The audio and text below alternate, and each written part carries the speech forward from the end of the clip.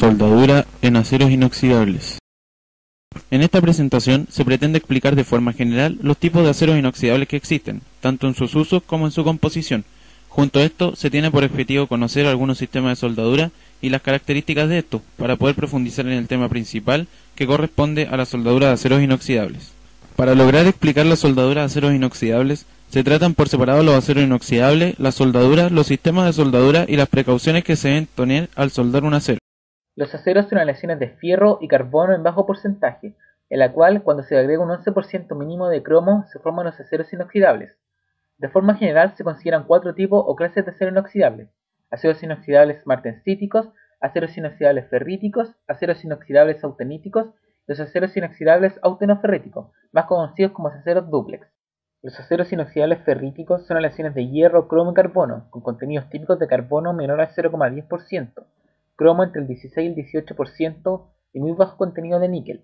Los aceros inoxidables ferríticos son magnéticos, tienen una buena ductibilidad y son resistentes a la corrosión y oxidaciones a temperaturas elevadas. Los aceros inoxidables austeníticos son aleaciones de hierro, cromo, níquel y carbono. Este acero presenta mejores prestaciones desde el punto de vista de fabricación de componentes y equipos, muy buena soldabilidad y gran resistencia a los distintos tipos de corrosión. Aceros inoxidables martensíticos son aleaciones de hierro, cromo y carbono con contenidos típicos de carbono mayor o igual al 0,10%, cromo del 2 al 14%. Estos aceros sufren modificaciones estructurales con la temperatura, por lo que suelen someterse a tratamientos térmicos de temple y revenido. Tras estos procesos alcanzan buenas propiedades mecánicas y tienen suficiente resistencia a la corrosión. Los aceros inoxidables austenoferríticos, como su nombre lo indica, están constituidos microestructuralmente por dos fases, ferrita y austenita. Estos materiales tienen la ventaja de poseer una elevada resistencia mecánica alcanzada entre los 700 y 900 megapascales. La soldadura es la denominación para aquel metal que se utiliza a fin de unir otros dos metales base. Para que esto suceda, el metal que une se debe fundir, del mismo modo en que se funden dos metales para realizar una aleación. La función de la soldadura es generar la unión de dos materiales. Esta unión puede ser con aporte térmico o sin aporte térmico, en la cual se incluyen los adhesivos, pegamentos y entre otros. Generalmente se aplican materiales termoplásticos o en metales. Se incluyen aquí los aceros inoxidables, los cuales mediante distintos procesos, en su mayoría con aporte térmico, se logran unir. Relación entre las soldaduras y los tipos de aceros inoxidables. Los aceros inoxidables martensíticos presentan una soldabilidad baja debido a su templabilidad, es decir, la soldadura provoca que se forme martensita de gran dureza en la parte transformada de la zona afectada térmicamente. Existe por tanto riesgo de fisuración a causa de la baja ductilidad de la martensita, combinado con tensiones mecánicas de transformación y de contracción. Su soldabilidad varía en función de su composición. Los aceros inoxidables ferríticos presentan una soldabilidad baja, ya que presentan cambios estructurales entre las distintas zonas de soldadura, como precipitación de carburos y fases intermedias. En la zona afectada térmicamente se presentan los siguientes fenómenos: crecimiento de grano, deteriora la tenacidad, y este crecimiento no puede arreglarse por tratamiento térmico. Precipitación de carburos, deteriora la tenacidad, y en los aceros estabilizados con titanio o niobio también disminuye la resistencia a la corrosión. Transformación de fases, deteriora la resistencia mecánica a la tracción y al impacto. En los aceros con menos de 20% de cromo, la austenita se transforma parcialmente durante el enfriamiento en fases más duras, especialmente martensita. Debido a lo anterior, es difícil soldar aceros inoxidables ferríticos sin emplear metal de aporte.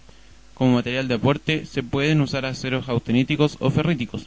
Los austeníticos ofrecen mayor tenacidad, pero si el conjunto de trabajar a alta temperatura en presencia de una atmósfera sulfurosa reductora, deberían utilizarse metales de aportación ferríticos o con un reducido nivel en níquel. Los aceros inoxidables austeníticos tienen una excelente soldabilidad, ya que no hay ninguna transformación de fase desde la temperatura de fusión hasta la temperatura ambiente, aunque pueden presentar tres tipos de problemas durante la soldadura. Sensibilización es la precipitación de cromo en el área adyacente al límite de grano, dejando una cantidad insuficiente de cromo para mantener la capa de protección. Las posibles soluciones a este problema son: disminuir el contenido en carbono hasta un 0,03%, añadir elementos afines al carbono, o tratar térmicamente la soldadura con un recocido a una temperatura entre 1038 y 1093 grados Celsius. Fisuración en caliente es un inconveniente típico de la soldadura de los aceros inoxidables austeníticos y se debe a la acumulación de impurezas. Se puede eliminar reduciendo las tensiones mecánicas o eliminando las impurezas. Formación de fase sigma Esta fase es un compuesto intermetálico de fierro y cromo, duro y frágil a la vez, cuya formación se ve favorecida si las piezas trabajan entre 590 y 930 grados Celsius. Una de las posibles soluciones a este problema es realizar un calentamiento a una temperatura de unos 1010 grados Celsius para intentar redisolver la fase. Los aceros inoxidables dúplex presentan una soldabilidad intermedia entre los aceros inoxidables austeníticos y ferríticos, siendo su punto débil la zona afectada térmicamente. No se agrietan en caliente, debido a su elevado contenido de ferrita. Los aceros inoxidables dúplex modernos, en los que la composición está adecuadamente estudiada y equilibrada, poseen un cierto porcentaje de nitrógeno y un contenido de carbono muy bajo. Por lo tanto, en estos aceros se reduce la formación de fases frágiles y precipitación de carburos. La posible fragilización de estos aceros viene determinada por el crecimiento de grano.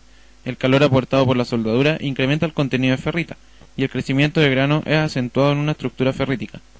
Cuando se enfría, la austenita solo se reforma parcialmente, y la zona de soldadura del metal base adquiere una estructura de grano bastante grueso, con mayor contenido en ferrita que antes de soldar.